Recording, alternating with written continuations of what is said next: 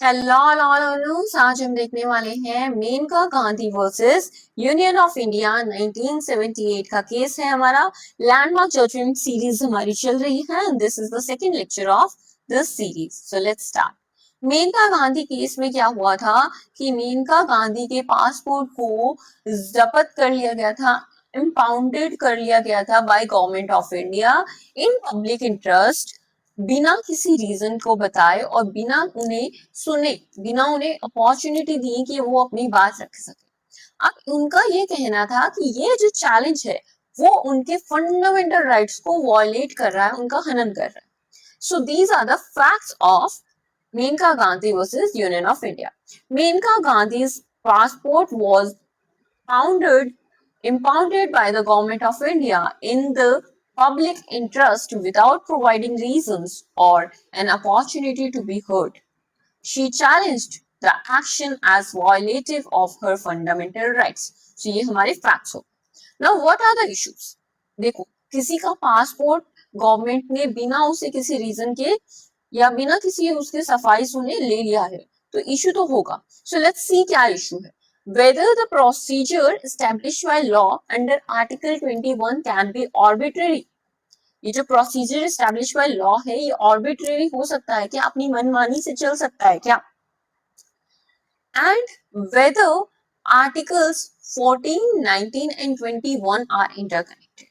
और हमें ये बताइए कि आर्टिकल 14, 19 एंड 21 इनका कोई आपस में संबंध है कि नहीं, इंटरकनेक्टेड है कि नहीं। So this is the issue.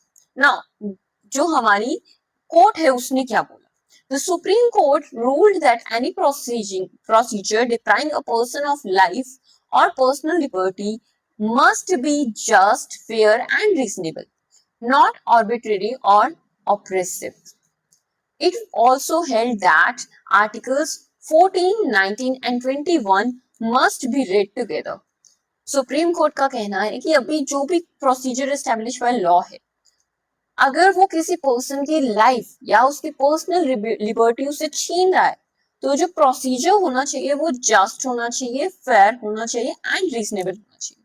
कोई भी मनमानी नहीं चलेगी, आर्बिट्रेरीनेस नहीं चलेगी, कोई भी ऑप्रेसिव बिहेवियर नहीं चलेगा। इसके साथ साथ आर्टिकल 14, 19 एंड 21 इन तीनों को कनेक्टेड करके चलना चाहिए। इसे हम गोल्डन ट्रायंगल्स भी बोलते हैं, right? Golden triangle of articles बोला जाता है। सो दिस इज कैसे ये आया हमारे, तो Maneka Gandhi versus union of India case के द्वारा ये चीज आई।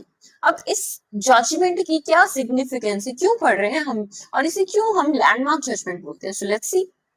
फर्स्ट जो है कि इसमें जो आर्टिकल 21 है, राइट टू लाइफ है, उसका जो स्कोप है वो और एक्सपेंड हो गया।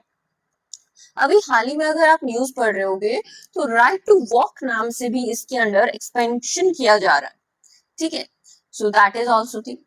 अब establish the doctrine of due process in substance. अब ये जो प्रोसेस है, due process, doctrine of due process है, इस चीज को एस्टेब्लिश किया गया कि जो प्रोसेस है वो भी सही होना चाहिए। ऐसा नहीं कि किताब में ये लिख दिया, लेकिन वो जो ड्यू प्रोसेस है दैट शुड बी फेयर, ये चीज हमें पता लगे। Strengthen protection of individual liabilities, individual की जो लाइबिलिटीज है, आजादी है, उसको प्रोटेक्ट किया, उसको और स्ट्रेंथन किया, मजबूत किया। Now become the foundation for numerous human rights judgement. Human rights की अगर हम कोई भी जजमेंट की बात करें तो उसका फाउंडेशन कौन सा है? Maneka Gandhi versus union of India 1978। I hope आपको याद होगा। मैं बार बार ईयर इसलिए बोल रही हूँ ताकि आपको अच्छे से दिमाग में छप जाए। So this is the significance. अब बारी है टेस्ट की। एक छोटा सा टेस्ट है आपकी एमसीक्यू से। Let's think. हाँ, ये तब देखना जब आपने पूरी वीडियोस देख ली है। And secondly, are you are ready कि भाई मैं आप आंसर कर सकता हूँ, कोई भी क्वेश्चन मेरे सामने आ जाए। सो ये है आपका question. Let's see. Which article protects life and liberty? कौन सा आर्टिकल प्रोटेक्ट करता है? You know, I guess. Yes, yes, yes.